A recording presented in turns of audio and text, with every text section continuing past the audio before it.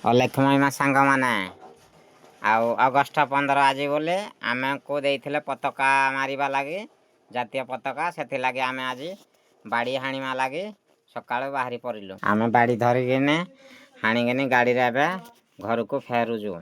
ବାଡ଼ି ଏବେ ହାଣିକି ଆମେ ମାପ କରିକିନି ସାଇଜରେ କରୁଥିଲୁ।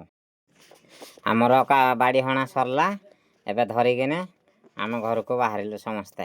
ଏବେ ଆମେ ପତାକା ସବୁ ରେଡ଼ି ରାଡ଼ି କରୁଛୁ। ରେଡ଼ି ରାଡ଼ି କରା ସରିଲେ ତାପରେ ଆମେ ମାରିବା ଲାଗି ପୋଲ ଖୁଣ୍ଟିରେ ମାରିବୁ ଗୋଟେ ଗୋଟେ ଗାଁ ଯାକ। ତାପରେ ଆମେ ବାହାରି ଗଲୁ ଦୋକାନକୁ ବିସ୍କୁଟ ଚକୋଲେଟ ଆଣିବା ଲାଗି। ଚକୋଲେଟ ବିସ୍କୁଟ ଆଣି ସାରିଲୁ।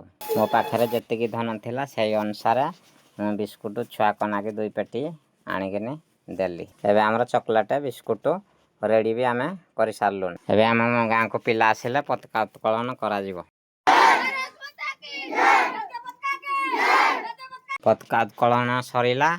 ଏବେ ସାର୍ ଭାଷଣ ଦେବେ। ଭାଷଣ ଦେଇ ସାରିଲେ